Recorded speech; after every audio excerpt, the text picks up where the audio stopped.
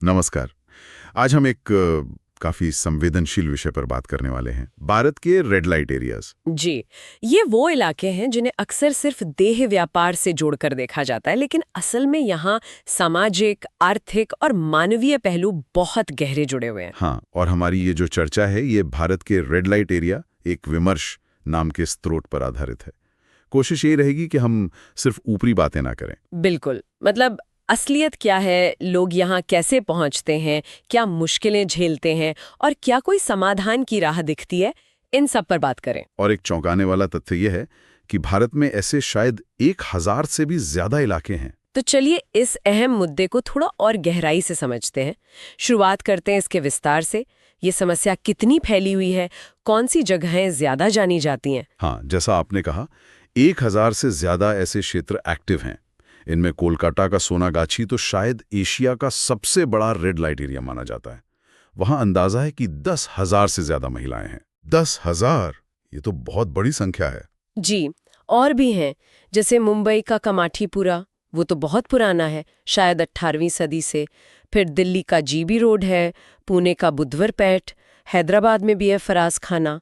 ये कुछ बड़े नाम हैं। ये नाम सुने हैं, लेकिन यहाँ सवाल ये उठता है कि लोग, खासकर महिलाएं, इन जगहों तक पहुंचती कैसे हैं? क्या ये हमेशा अपनी मर्जी से होता है? देखिए, ज्यादातर मामलों में तो ऐसा बिल्कुल नहीं होता। मानव तस्करी एक बहुत कड़वी सच्चाई है। एनसीआरबी की ही एक रिपोर्ट थी, शायद 2023 की। हाँ, मैंने भी पढ़ा था उसके बारे में। वो बताती है कि हर साल हजारों लड़कियों की तस्करी होती है, भारत से, नेपाल, बांग्लादेश से भी। और चिंता की बात यह है कि इनमें से करीब आधी, मतलब 50% नाबालिग होती हैं। नाबालिग? और उन्हें लाया कैसे जाता है? झांसा देकर, नौकरी का, कभी अच्छी शादी का, या फिर मॉडलिंग वगैरह का सपना दिखाकर उन्हें फंसा लिया जाता है असल में। मतलब धोखा। तस्करी के अलावा भी कोई वजह है? हाँ बिल्कुल, गरीबी और विकल्पों की कमी एक बहुत बड़ा कारण है। कई बार तो ये सुनने में आता है कि परिवार खुद ही बेच देते हैं, या हालात ऐसे बन जाते हैं कि दलालों के चंगुल में फंस जाते हैं, उनके पास कोई और रास्ता ही नहीं बचता। और कुछ पुरानी परंपराएं भी हैं, जैसे देवदासी प्रथा। महाराष्ट्र, कर्नाटक, आंध्र प्रदेश के कुछ हिस्सों में अब भी इसके चलते लड़कियां यौन शोषण का शिकार बनती हैं। ये तो बहुत ही दुखद है। हम अक्सर इन जगहों को महिलाओं से ही जोड़ते हैं। क्या ये तस्वीर सिर्फ इतनी है या पुरुष या दूसरे जेंडर के लोग भी होते हैं? नहीं, ये पूरी तस्वीर नहीं है। यहाँ पुरुष भी काम करते हैं, जिन्हें जिगलोज या कॉल बॉयज कहा जाता है, और ट्रांसजेंडर समुदाय के लोग भी यहाँ मौजूद हैं। अच्छा, उनके क्या कारण होते हैं? वजहें कई हो सकती हैं। अक्सर आर्थिक तंगी, कोई नशे की लत, या फिर समाज में स्वीकृति ना मिलना। खासकर LGBTQ+ समुदाय के जो लोग होते हैं, उनके लिए तो मुश्किलें और भी ज्यादा होती हैं। और उनके लिए शायद स्वास्थ्य सुविधाएं या कानूनी मदद भी कम होगी। लगभग ना के बराबर। उनके सामने चुनौतियां बहुत ज्यादा हैं। आपने स्वास्थ्य की बात की। जाहिर है ऐसी परिस्थितियों में सेहत पर तो बहुत बुरा असर पड़ता होगा। क्या स्थिति है वहाँ स्वास्थ्य के लिहाज से? स्थिति सच कहूं तो बहुत चिंताजनक है। HIV, दूसरे यौन रोग यानी STDs, ये सब बहुत आम है। फिर मानसिक तनाव, डिप्रेशन, घरेलू हिंसा, ये सब भी बड़े पैमाने पर है। नैको का डेटा तो ये भी कहता है कि सेक्स वर्कर्स में HIV संक्रमण का जो खतरा है वो राष्ट्रीय औसत से लगभग 12 गुना ज्यादा है। 12 गुना? ये तो बहुत बड़ा अंतर है। ये दिखाता है कि स्वास्थ्य सेवाओं तक उनकी पहुंच कितनी कम है, या शायद वो डरते हैं मदद लेने से। कोई मदद कर रहा है इन लोगों की? हाँ, कुछ गैर सरकारी संगठन, मतलब NGOs, बहुत जरूरी काम कर रहे हैं। जैसे कोलकाता में एक दुर्बार महिला समन्वय समिति है, वो यौन कर्मियों के अधिकारों और स्वास्थ्य के लिए काफी सक्रिय है। मुंबई में प्रेरणा जैसी संस्थाएं हैं जो बच्चों को बचाने और पुनर्वास पर काम कर रही हैं।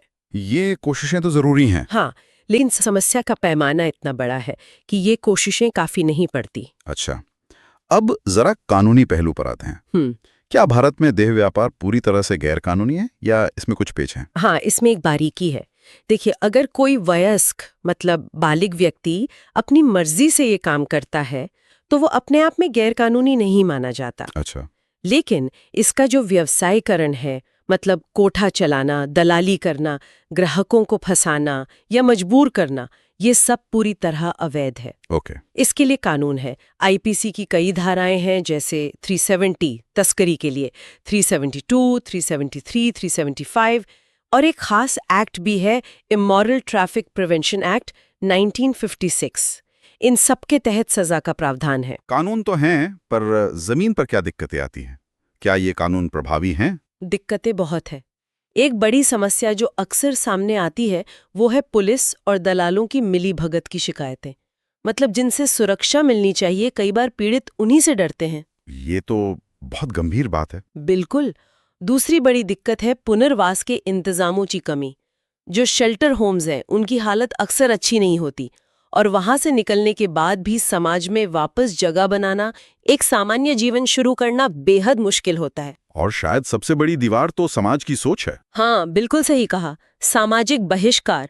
समाज इन्हें आसानी से स्वीकार नहीं करता, तो फिर नए रास्ते कैसे खुले, ये सबसे बड़ा सवाल है। तो फिर समाधान क्या हो सकता है? सिर्फ कानून बना देना या सजा देना तो काफी नहीं लगता? बिल्कुल नहीं।